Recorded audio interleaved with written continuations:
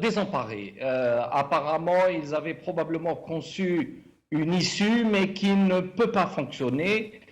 Je pense qu'au tout début, ils voulaient un cinquième mandat. C'était durant l'été, avec la danse qui était organisée autour de Jamal Ould Abbas, du Premier ministre Ahmed Yahya et de tous les turiféraires du régime. Mais vu la dégradation très importante de l'état de santé du président, je crois qu'ils ont tenté de contourner le problème du cinquième mandat en proposant une rallonge, retarder les élections présidentielles et permettre au président de rester encore une année ou 2 années, mais en dehors de toute balise constitutionnelle. Je pense que là aussi, ça commence à devenir très compliqué. C'est un coup d'État qui ne dit pas son nom, mais c'est ça le réel.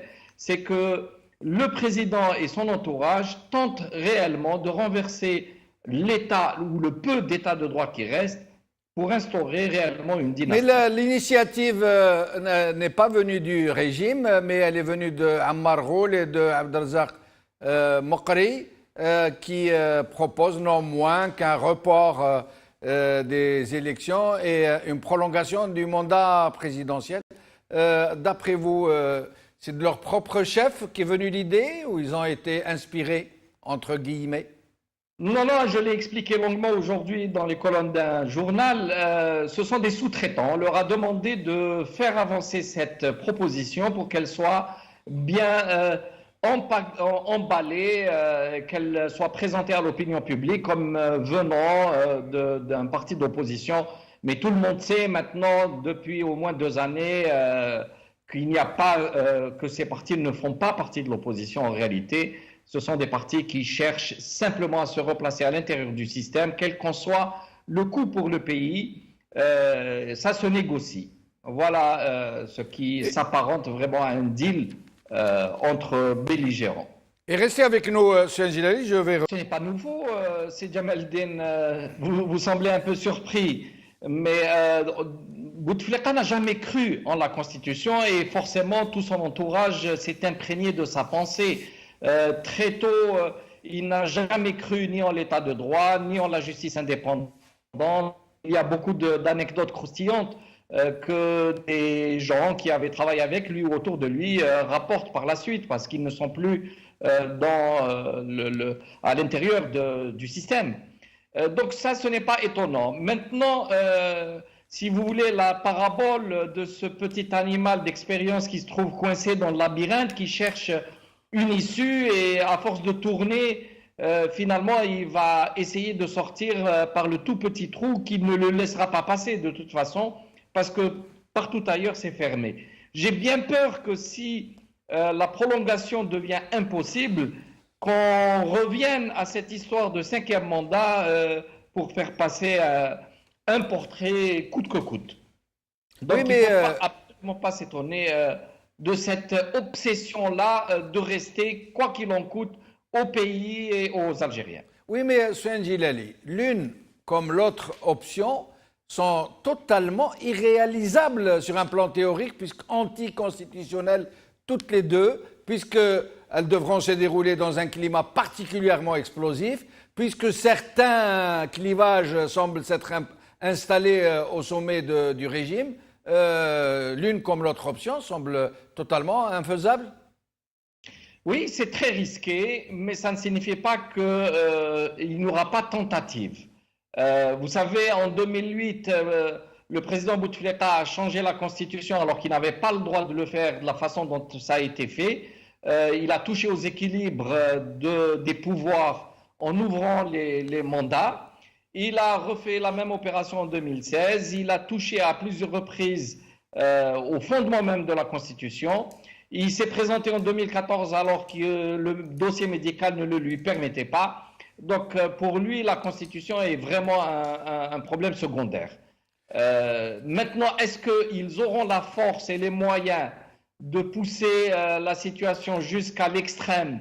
Là, on verra, mais il y a des risques très importants que cela dérape, parce qu'apparemment, les uns et les autres maintenant s'accrochent à leur position et ne veulent céder aucun pouce. Et les Algériens dans tout ça, et le peuple algérien dans tout ce micmac? Finalement, le peuple algérien est en train d'observer comme dans une arène, il a mis en face des animaux sauvages qui vont se rentrer dedans et le peuple va regarder. Il n'était pas intéressé par ce qui se passait. Cela fait longtemps qu'il y a une rupture de contrat moral entre les gouvernants et les gouvernés. Jusqu'à présent, les gouvernants lui ont dit ne t'occupe pas des affaires, mais on va tout te donner. Le logement, la paye, les subventions, etc. Et puis là, maintenant, il y a une rupture de contrat. On arrive de moins en moins à subvenir aux besoins. Le marché devient extrêmement onéreux. L'inflation est là. Le dinar a perdu de sa valeur. Il n'y a plus de réserves.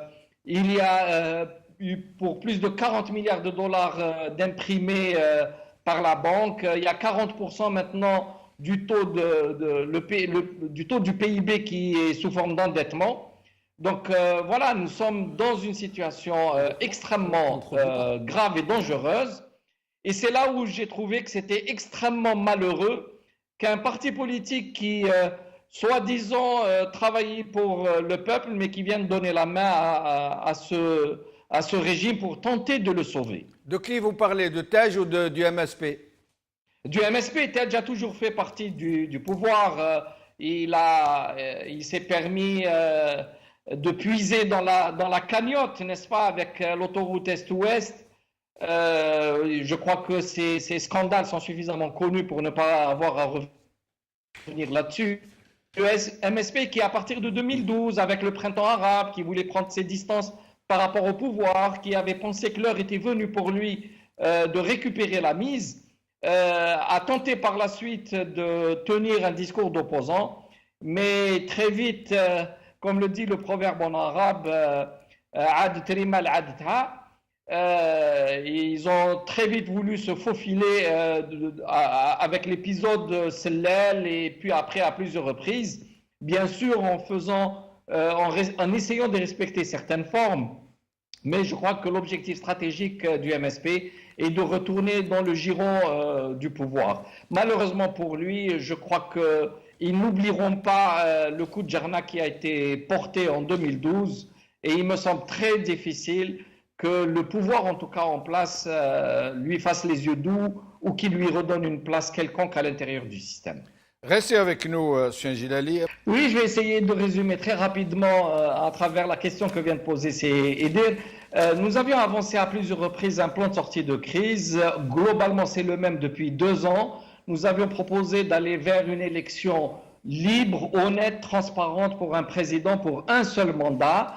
Et celui-ci aurait pu, par cette légitimité acquise, ouvrir un véritable dialogue dans un processus constituant, c'est-à-dire aboutir à la formulation d'une constitution comme tout le monde démocratique est doté, essentiellement avec une séparation des pouvoirs exécutifs de ceux de la justice essentiellement et ceux du législatif, et de mettre en place une cour constitutionnelle indépendante du président de la République et surtout d'avoir une commission de suivi des élections en dehors de l'administration qui, elle, est devenue la maîtresse de la fraude. Au-delà de cela, nous sommes maintenant à 4 mois de l'élection. Il devient de moins en moins probable qu'une élection honnête puisse être organisée, on ne sait pas. Là, encore une fois, l'armée va avoir un mot à dire. Elle a été la colonne vertébrale de l'État algérien, qu'on le veuille ou pas, qu'on l'idéalise ou au contraire qu'on soit contre. Mais il reste que c'est actuellement la seule institution qui soit encore debout. Ce n'est pas absolument essentiel qu'elle intervienne directement, mais je pense qu'elle a suffisamment d'influence pour indiquer une direction vers l'état de droit, vers la démocratie, vers l'honneur de ce pays. Il est évident qu'on va passer probablement une période difficile d'ici avril 2019. Tout est dans le flou et on ne sait pas vers quoi on va se diriger. Il faut garder l'espoir, il faut se dire que l'Algérie a un potentiel suffisamment important pour et je me permets de vous interrompre. D'aller vers quelque chose de nouveau. Alors,